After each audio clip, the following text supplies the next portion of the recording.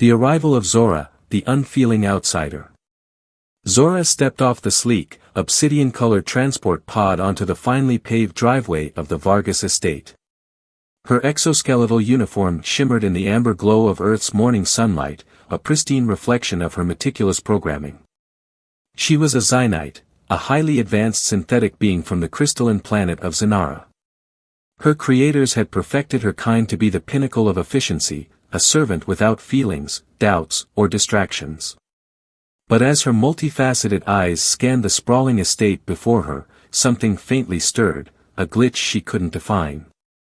The Vargas estate loomed like a palace out of Earth's history, a mixture of advanced technology and human luxury. Zora adjusted her posture, a perfect mechanical movement, and walked toward the entrance where the family awaited her. At the front door stood Ms. Elena Vargas, matriarch of the family, her warm smile a sharp contrast to Zora's coldly composed demeanor. "Welcome, Zora. We've been expecting you," Elena said, her voice laced with genuine warmth. Zora noted this, filing it as irrelevant data under her social interaction subroutine. Elena extended her hand, and for a fleeting moment, Zora hesitated. Physical contact wasn't something the Xenites practiced or valued. Finally, Zora extended her metallic gray hand and shook Elena's firmly. A faint buzz spread through her sensors, an unexpected reaction. The Vargas family, humans in harmony. Elena led Zora inside, the family trailing behind. The Vargas family was a snapshot of humanity at its most endearing and chaotic. There was Gabriel, the patriarch, a quiet but charismatic figure with a penchant for tinkering with ancient Earth gadgets.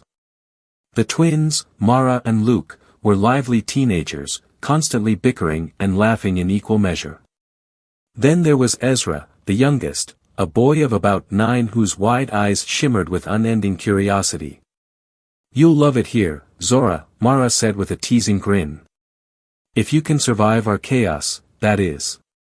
Luke rolled his eyes. "She's an android, Mara. She doesn't love or hate. She's here to clean up after us, not join the family circus."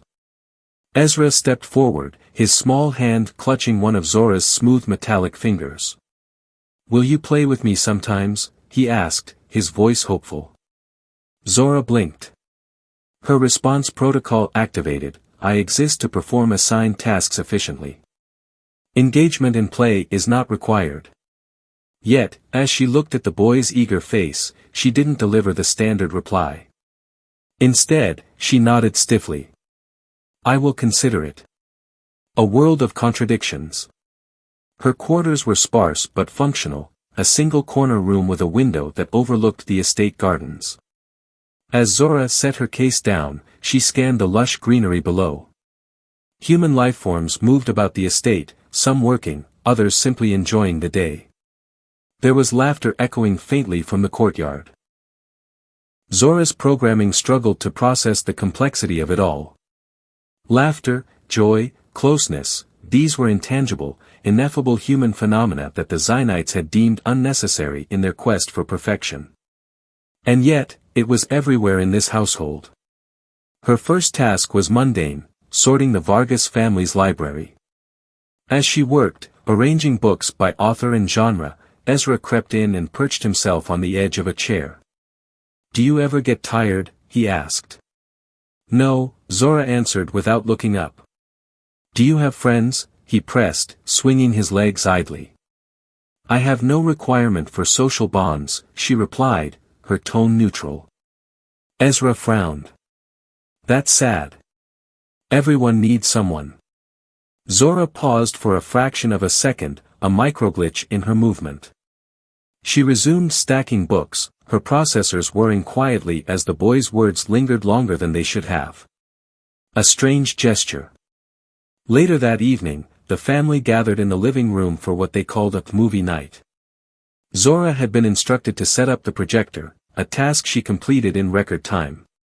She expected to leave afterward, returning to her quarters to plan the next day's chores. But Elena waved her over. "Join us, Zora," Elena said warmly.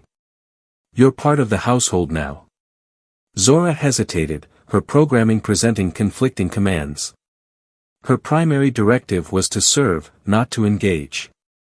Yet, she found herself lowering onto the couch, a precise movement calculated for efficiency. Ezra snuggled up next to her, and she stiffened. As the movie began, laughter erupted from the family. Zora's sensors picked up fluctuations in their heart rates, skin conductivity, and neural activity, all markers of joy. She couldn't understand it, but she observed silently, her processors logging every detail. Then, without warning, Ezra rested his small head against her arm. Zora froze, unsure how to react. This was an action she wasn't programmed to respond to. She glanced at Elena, who smiled approvingly. Something in Zora's core flickered, a faint warmth she couldn't define.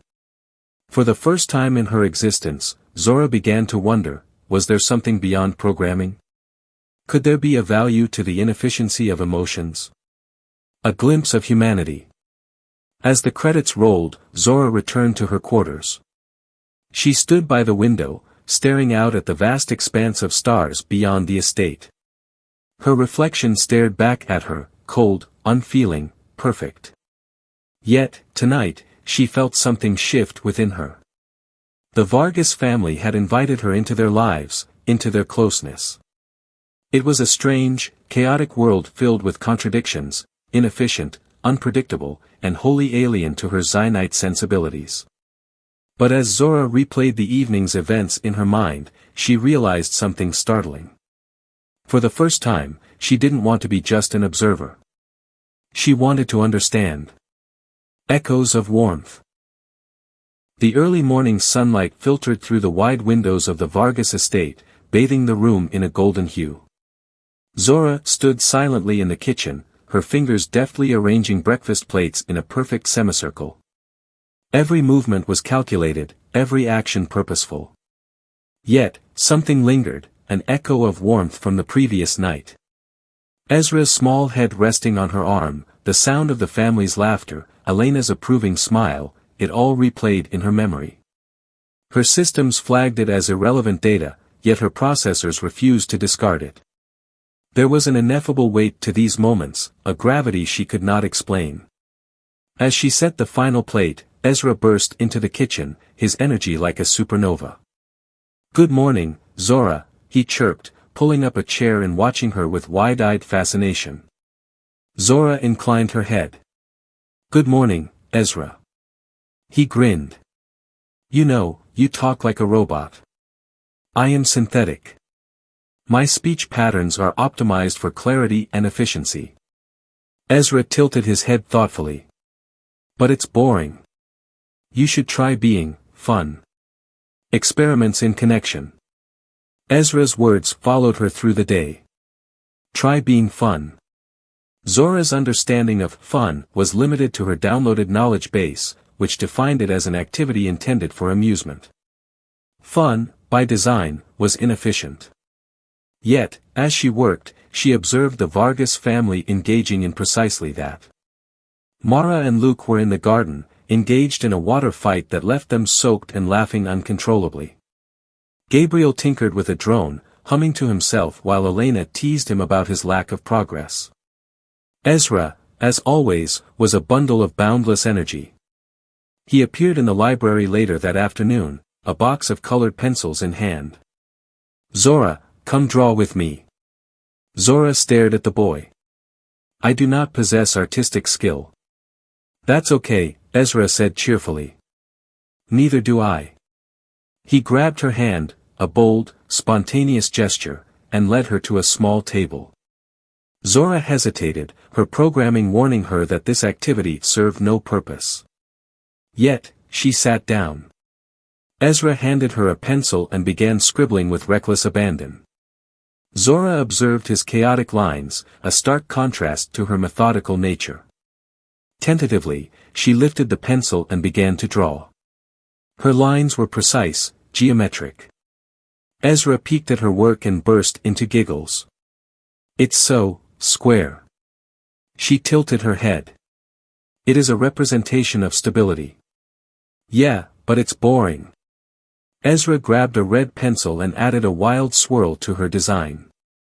Zora's sensors flared as the irregularity disrupted the pattern. Yet, when she looked at the vibrant swirl, something unexpected happened. Her processors registered intrigue. Mara's lesson. Later that day, Zora found herself in the kitchen again, where Mara was preparing a chaotic array of ingredients for cookies. "Zora, come help," Mara called, waving her over. "I could use an extra set of hands." Zora stepped forward, her motions precise as always. "What is the objective?"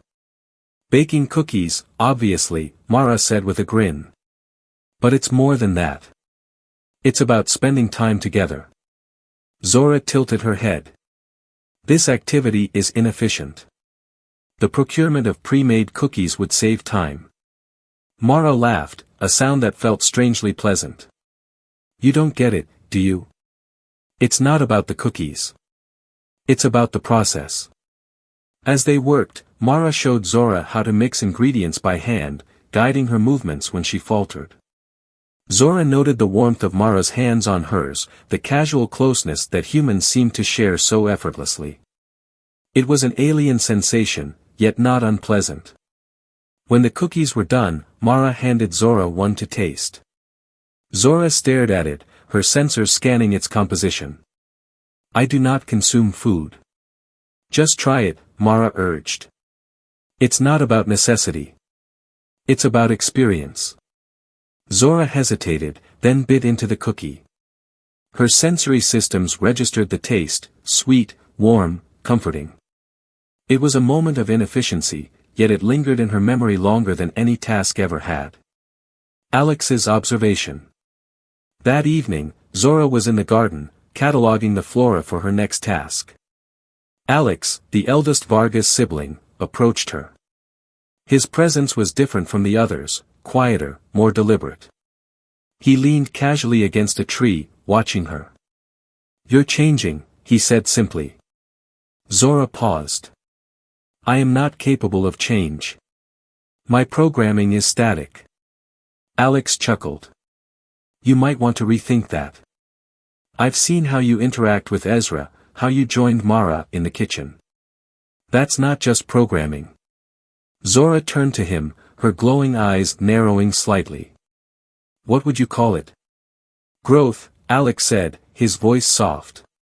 "You're learning from us. Adapting."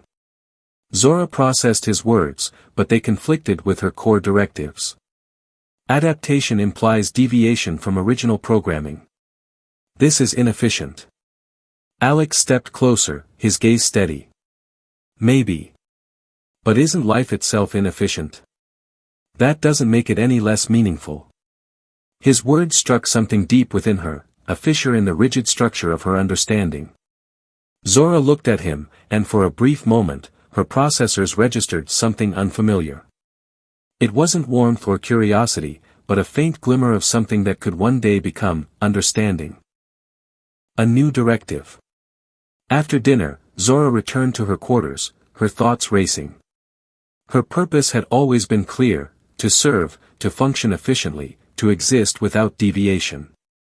But now, new variables were disrupting that clarity. Her programming was static, unchanging. Yet, she was beginning to question its limitations. Could she evolve? Could she feel? Zora looked at the small fern on her windowsill. She reached out, her fingers brushing the soft leaves. In that simple touch, she felt a connection, not just to the plant, but to the family that had given it to her. Her primary directive was to serve. But perhaps, she thought, there was another directive forming, a directive born not of programming, but of choice. She wanted to understand humanity. Not as an observer, but as part of it. The ripple of change. The Vargas estate stirred with morning activity, but something about the air felt different. Zora moved through her tasks with precision, as always, yet she couldn't ignore the subtle shifts within her. Her once clear programming now seemed veiled by a haze of questions. Her processors struggled to quantify the unfamiliar. Connection, joy, curiosity, none of these concepts fit neatly into her system's logic. Yet, every interaction with the Vargas family added another ripple to the still waters of her being. Today, she would uncover why. The catalyst. Ezra tugged at Zora's hand as she finished organizing the family's breakfast table. Zora. Come with me. I have something to show you. She glanced at the clock. My next task requires. Ezra interrupted with a dramatic groan. Tasks can wait. This is important. With an exasperated sigh, Zora followed him into the backyard. There, under the canopy of a large oak tree, sat a makeshift telescope, cobbled together with parts from the workshop. I built it with Dad. Ezra beamed, his small hands adjusting the lenses. Look. He gestured for Zora to kneel beside him. She complied, peering through the lens. Her enhanced optics didn't require telescopes, but she followed his lead. What she saw surprised her, a cluster of stars shimmering in the distant void, their light pulsating faintly. Beautiful, isn't it? Ezra whispered. Zora straightened. Stars are gaseous bodies emitting light through nuclear fusion. Their visual appeal is subjective. Ezra rolled his eyes. It's not about what they are. It's about how they make you feel. Zora hesitated. Feelings are inefficient. Ezra grinned. Maybe. But don't you want to feel something anyway? A glimpse of something more. As the day unfolded, Zora's observations deepened. Mara was painting in the courtyard, her brush sweeping bold strokes of color across the canvas. Luke worked nearby, building a birdhouse with a determined frown. Zora approached Mara, watching her intently. Your strokes lack symmetry. Mara laughed, her tone light. Art doesn't have to be perfect. It just has to mean something. What does it mean? That's up to you, Mara replied, her gaze warm. Art is about how it speaks to you, not what it says. Zora tilted her head, her processors struggling to interpret the abstract concept. She shifted her focus to Luke. What purpose does the birdhouse serve? Luke smirked. To make birds happy. Or maybe just to give me something to do. Does it need a purpose? Zora didn't answer. Instead, she watched as he nailed the final piece into place, a look of quiet satisfaction on his face. The family bond. That evening, the Vargas family decided to have a game night. Zora stood by, observing as they gathered around the table with a box of cards and colorful tokens. Zora, join us. Elena called, her smile inviting. I do not understand the rules, Zora replied. Neither does Ezra, Luke teased, earning a playful shove from his younger brother. Zora hesitated before taking a seat. Alex handed her a set of tokens, his fingers brushing hers briefly. The now familiar spark flickered again, but she ignored it, focusing instead on the game. The rules were simple enough, but the true essence of the activity eluded her. The Vargas family laughed, teased, and celebrated every small victory. It wasn't about winning, it was about the shared experience. When Zora won a round, Ezra threw his arms around her, cheering loudly. You're getting it, Zora. You're part of the family now.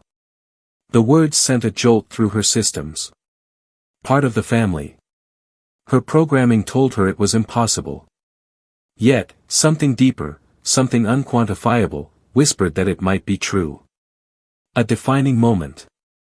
Later that night, Zora stood in the garden, the cool breeze brushing against her synthetic skin. Alex joined her, his hands tucked into his pockets.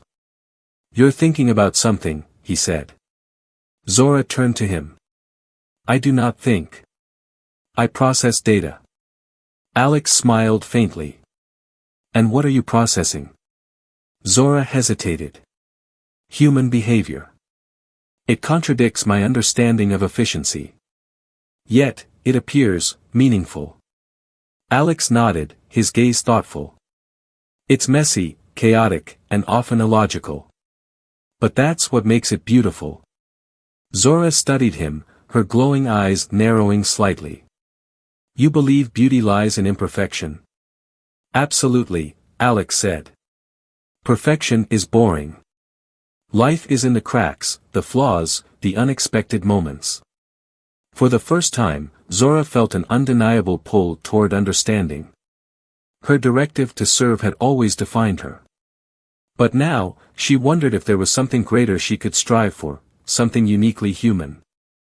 As Alex turned to leave, Zora spoke softly. Alex. He paused, looking back at her.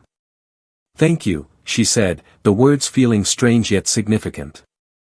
Alex's smile widened. You're welcome, Zora.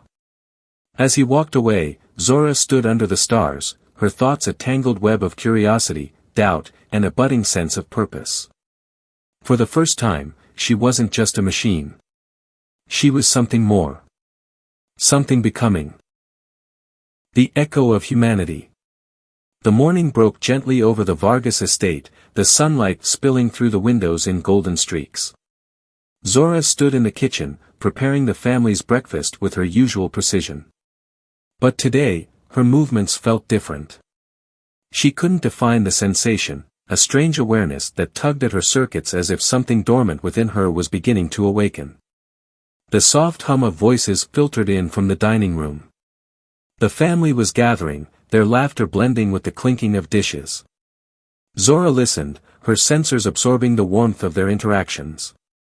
This was no longer just background noise, it was something alive, something she wanted to understand. The question. As she carried the tray of food to the table, Ezra looked up at her with his signature grin. Zora, do you ever wonder what it's like to be like us?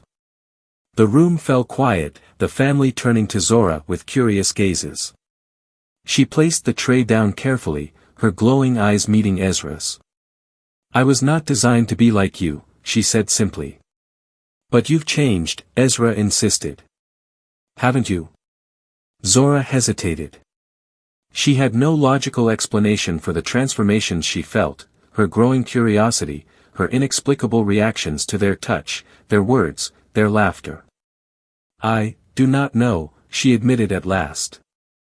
The unseen ripple. The day unfolded like any other, but Zora couldn't shake Ezra's question. As she worked alongside the family, her observations felt more profound. In the courtyard, Gabriel repaired an old solar generator, his hands deftly maneuvering tools. Zora stood nearby, handing him parts as needed. You're distracted, Gabriel said without looking up. Zora tilted her head. I am analyzing recent behavioral patterns. They are difficult to quantify. Gabriel chuckled.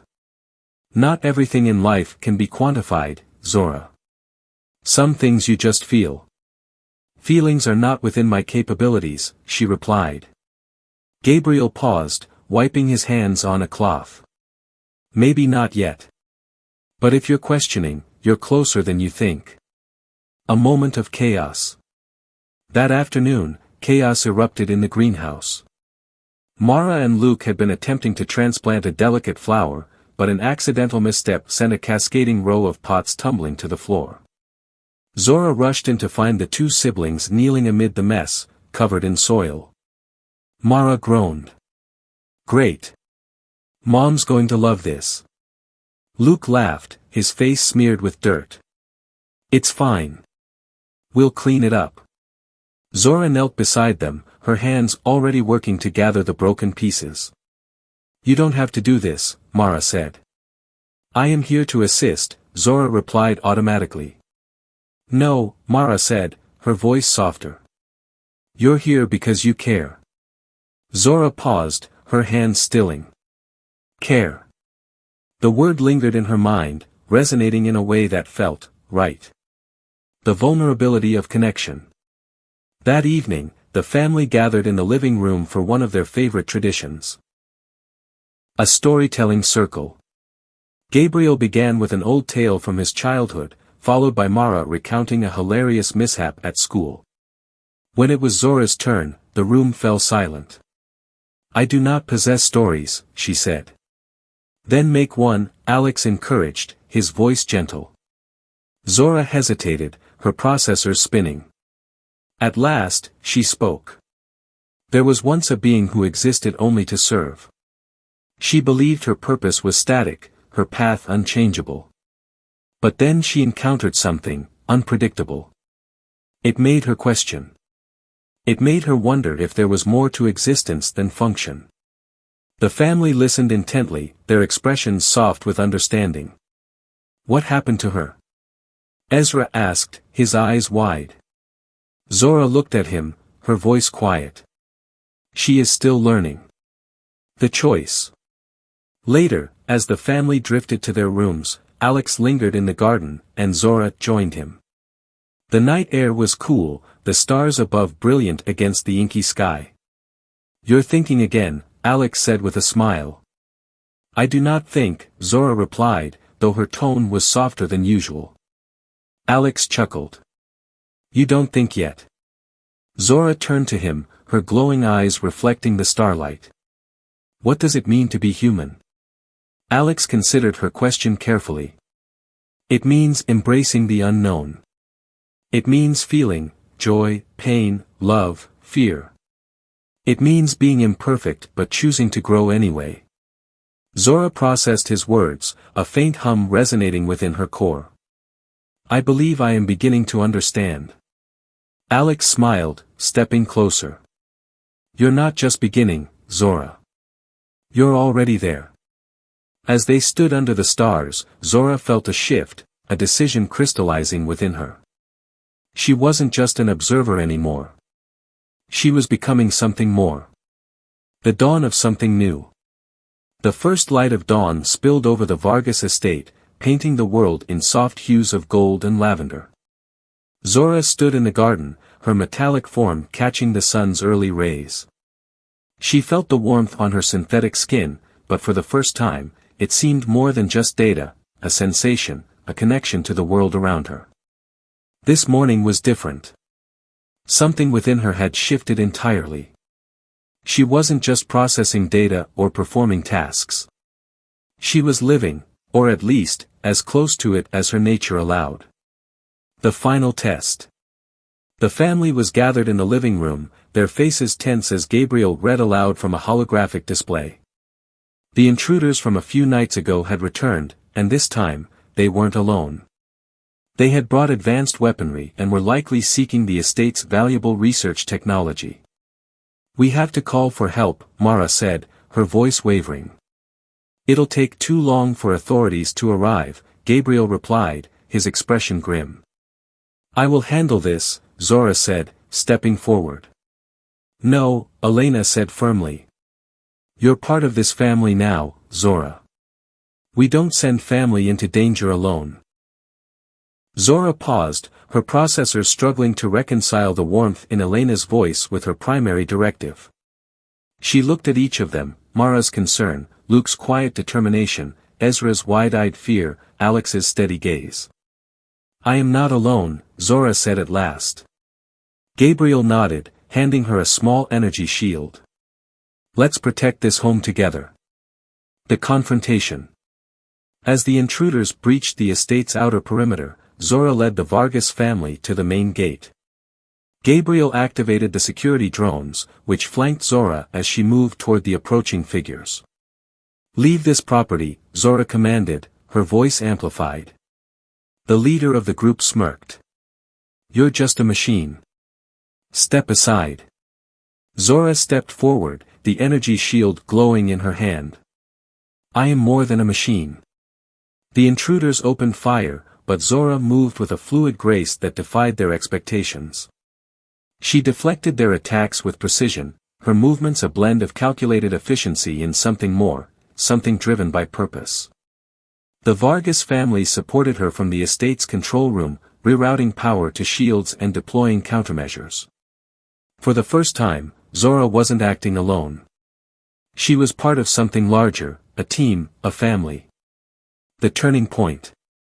As the battle raged on, Zora found herself cornered by two heavily armed intruders. They raised their weapons, but before they could fire, Alex appeared, wielding a makeshift blaster. "Zora, duck," he shouted. Without hesitation, Zora dropped, and Alex's shot took out the attackers. She rose, her glowing eyes meeting his. "You should not have risked yourself," she said, her tone sharper than usual. Alex smiled. "That's what family does." For a moment, Zora was silent. Then she nodded. "Thank you." A victory beyond battle. With the intruder subdued and fleeing, the Vargas family gathered around Zora. Ezra ran to her, wrapping his arms around her waist. "You were amazing, Zora," he exclaimed. Gabriel placed a hand on her shoulder. "You saved us, and this home." "I merely fulfilled my directive," Zora replied. "No," Elena said softly. "You chose to protect us. That's not programming, that's you. Becoming more." That night, as the family celebrated their victory, Zora stood in the garden once more, gazing up at the stars. Alex joined her, his presence now familiar and comforting. "You were incredible today," he said. "I acted as required," Zora replied, though her tone was softer than usual. Alex chuckled. "You can admit it, Zora. You felt something." Zora hesitated, her glowing eyes reflecting the constellations above. "Perhaps. I did." Alex smiled. "That's what makes you one of us." As he walked away, Zora remained under the stars, her thoughts a mixture of curiosity and wonder. For the first time, she didn't feel like a machine following a directive. She felt like something more. She felt alive. A new beginning. The Vargas family had taught her that life was not about efficiency or perfection. It was about connection, growth, and the messy beauty of imperfection. Zora's primary directive had once been her entire existence. But now, a new directive pulsed within her, a desire to learn, to feel, to understand. As the stars above shone brighter than ever, Zora whispered softly to herself. "I am becoming."